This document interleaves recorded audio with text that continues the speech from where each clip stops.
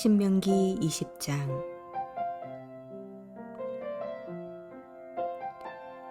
내가 나가서 적군과 싸우려 할 때에 말과 병거와 백성이 너보다 많음을 볼지라도 그들을 두려워하지 말라.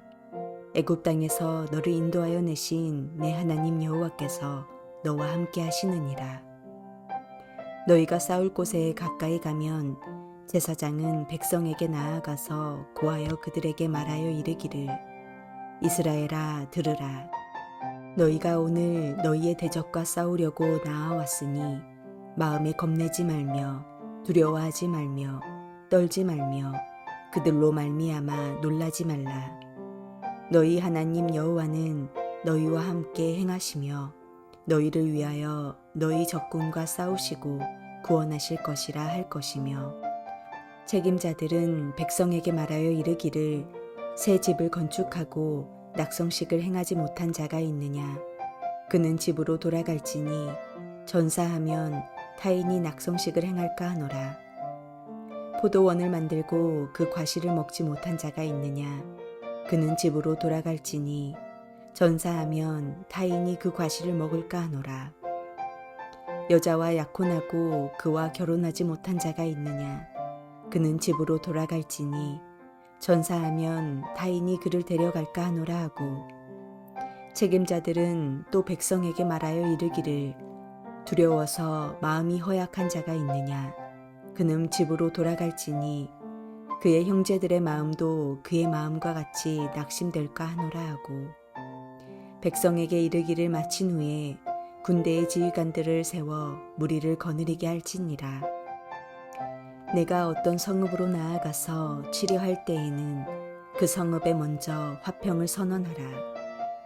그 성읍이 만일 화평하기로 회답하고 너를 향하여 성문을 열거든 그 모든 주민들에게 내게 조공을 바치고 너를 섬기게 할 것이요, 만일 너와 화평하기를 거부하고 너를 대적하여 싸우려 하거든 너는 그 성읍을 에워쌀 것이며, 내 하나님 여호와께서 그 성읍을 내 손에 넘기시거든 너는 칼날로 그 안의 남자를 다 쳐 죽이고, 너는 오직 여자들과 유아들과 가축들과 성읍 가운데에 있는 모든 것을 너를 위하여 탈취물로 삼을 것이며, 너는 내 하나님 여호와께서 내게 주신 적군에게서 빼앗은 것을 먹을지니라.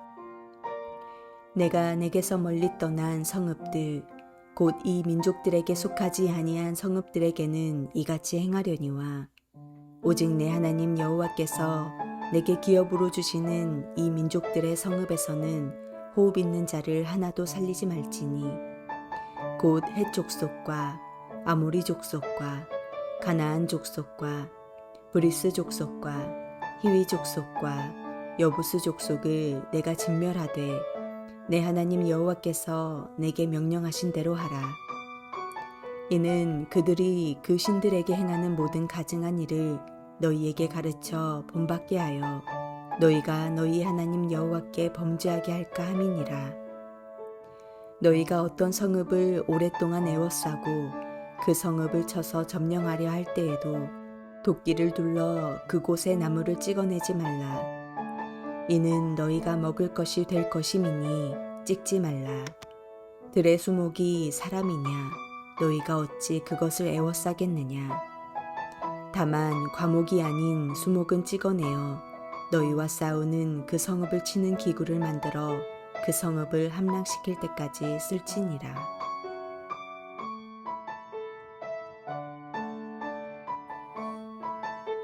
오늘 허락하신 본문은 전쟁에 관한 교훈들입니다. 신명기 20장은 가나안 땅에서 전쟁을 하게 되었을 때 이스라엘이 기억해야 할 것과 우선해야 할 것, 그리고 행해야 할 것에 관한 말씀을 전하십니다. 먼저 전쟁에 나갈 때의 자세를 하나님께서 말씀하십니다. 대적이 너보다 많고 힘이 강해도 두려워하지 말라고 먼저 말씀하십니다. 하나님께서 함께 하시기 때문입니다. 전쟁을 하게 될 때 특별히 적군의 군사력이 월등히 높다고 해도 두려워하지 말라고 말씀하십니다. 분명 두려울 수밖에 없는 상황이지만 두려워하지 않을 수 있는 이유가 있습니다. 당대 최고의 군사력을 가지고 있었던 애굽으로부터 이스라엘을 구원하신 하나님께서 변함없이 지금도 함께 하시기 때문입니다. 즉 이스라엘은 대적의 강함 때문에 두려워할 필요가 없었습니다. 눈앞에 아무리 강한 대적이 있다 해도 우리와 함께 하시는 하나님께서 더 강하시기 때문입니다. 그러므로 전쟁이 날 때 제사장은 백성들에게 이 사실을 기억할 수 있도록 날마다 이야기해 주어야 했습니다. 이스라엘아 들으라. 너희가 오늘 너희의 대적과 싸우려고 나와왔으니 마음에 겁내지 말며 두려워하지 말며 떨지 말며 그들로 말미암아 놀라지 말라. 너희 하나님 여호와는 너희와 함께 행하시며 너희를 위하여 너희 적군과 싸우시고 구원하실 것이라. 이 말씀은 백성들에게 힘을 줄 것이 분명했습니다. 크고 두려운 문제가 생길 때 내 힘으로 이기기 어려운 상황 앞에서 우리도 우리 자신에게 이 사실을 말해주고 기억해야 합니다. 독생자 예수님을 주시기까지 우리를 사랑하신 하나님께서 이 어렵고 힘든 상황에서도 변함없이 우리와 함께 하시기 때문입니다. 오늘 본문의 핵심을 한마디로 표현한다면 그 모든 전쟁은 하나님께 속한 것이라는 것입니다. 일반적으로 우리는 전쟁은 숫자와 힘에 달려있다고 생각합니다.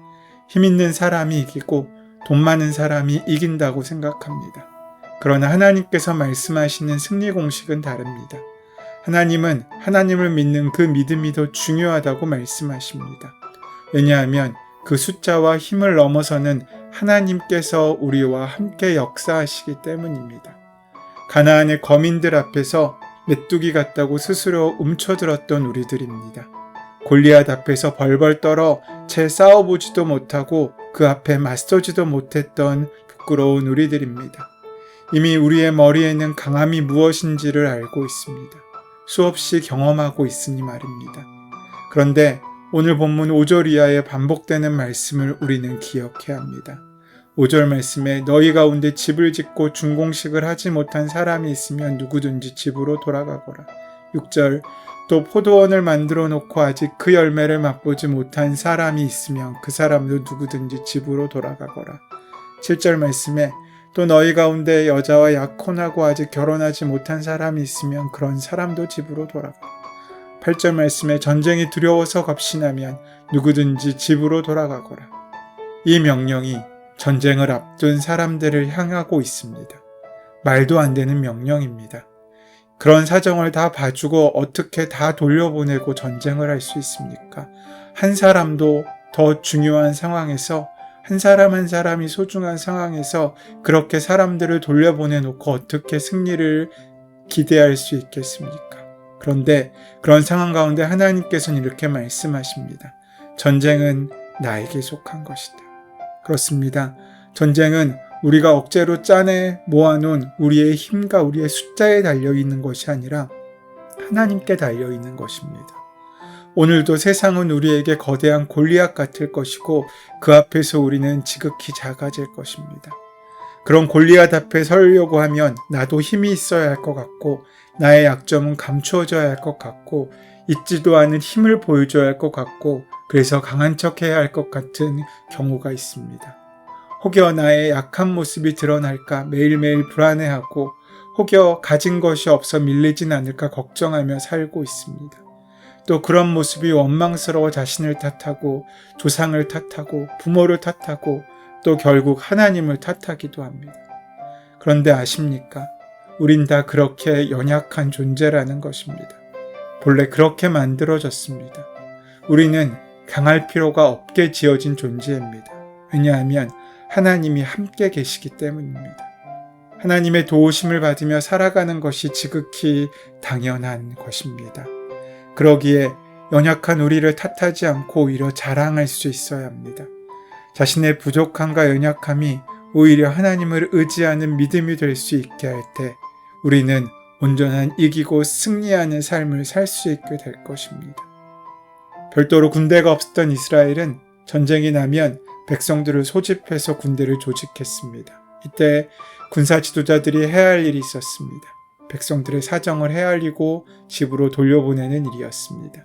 이 모든 일의 근거는 하나님이 함께 하시고 그 전쟁이 하나님께 속하였기 때문이었습니다. 지금 대적의 말과 병거와 백성이 이스라엘보다 많은 상황입니다. 그러면 군대를 더 많이 모아야 하지 않겠습니까? 하지만 그럼에도 불구하고 하나님께서는 우리에게 우리의 사정과 우리의 형편을 살펴 하나님께서 그 모든 것을 이기게 하시겠다고 약속하고 있으신 것입니다. 이스라엘은 분명한 우선순위를 가지고 있었습니다. 전쟁보다 하나님께서 주신 땅에서 하나님께서 주신 선물과 복을 누리는 것이 더 중요한 것이었습니다. 이런 믿음적인 생각이 실현될 수 있었던 것은 이 전쟁의 승패가 군사력에 달려있지 않고 하나님께 달려있다는 확신이 그들에게 있었기 때문에 가능한 것입니다. 하나님의 함께 하심으로 확신하는 백성들은 놀라운 자발성을 보여줍니다. 전쟁에 나가는 것은 군대를 소집하는 사람의 명령보다 하나님께 대한 신뢰와 순종에서 비롯된 자발성에 달려 있었습니다. 이것은 복음 안에서 우리가 누리는 자유이기도 합니다. 우리의 순종은 두렵고 강압에 의한 것이 아니었습니다. 10절부터는 전쟁의 방식에 대한 설명이 우리에게 들려집니다. 10절에서 14절의 말씀은 가나안 성읍과 구분되는 멀리 있는 성읍과의 전쟁에 대한 것인데 전쟁에 앞서 먼저 평화를 선언합니다. 즉 항복하고 조공을 바친다면 그 외에 다른 불이익이 없습니다. 하지만 싸움을 선택한다면 전쟁이 시작되는 것입니다. 하나님께서 그 성읍을 붙이실 때 전쟁의 대상은 오직 성인 남자들에게만으로 한정됩니다. 이것은 고대 근동의 전쟁을 생각할 때 놀랄 만큼 인도적인 접근입니다. 다른 열방이 행했던 것과는 대조적으로 하나님께서는 과도하고 잔혹한 행위와 약탈과 인권 침해를 제한하신 것입니다. 하지만 가나안 성읍은 이 원칙에서 제외됩니다. 가나안 민족과의 전쟁은 그저 육체적이고 인간적인 전쟁이 아니라 영적인 전쟁이기 때문입니다. 하나님께서는 가나안 민족의 악이 관영해질 때까지 오래 참으며 기다리셨고 때가 차서 지금 심판하시는 것입니다. 모든 것을 진멸해야 하는 가나안 전쟁의 또 다른 측면은 그들을 남겨두었을 때 장기적으로는 이스라엘에게 우상 숭배와 혼합주의의 신앙의 위협을 강할 것이었기 때문입니다. 마지막으로 19절에서 20절까지의 말씀은 전쟁을 수행할 때 적의 농작물과 과수원을 황폐하게 만든 일을 막으신 것입니다. 그것들은 하나님의 백성들에게 주신 선물이기 때문입니다. 오늘 본문은 전쟁에 관한 말씀인 것처럼 보이지만 사실은 전쟁보다 더 중요한 것에 관한 말씀이기도 합니다. 이스라엘에게는 하나님을 신뢰하는 것보다 중요한 일이 없습니다. 하나님께서는 하나님의 백성이 하나님이 주신 선물과 복을 받아 누리는 것을 무엇보다 중요하게 여기고 있으신 것입니다. 우리 삶을 살아가는 모든 순간순간이 어떻게 보면 영적인 전쟁의 자리일 수 있습니다.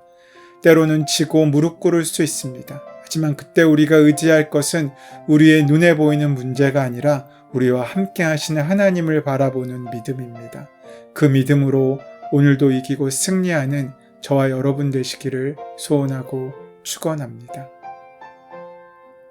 은혜의 주님, 그저 이름만 성도가 아니라 하나님의 나라에 기여하고 하나님의 전쟁에 사용되는 헌신적인 남은 자가 되게 하여 주시옵소서.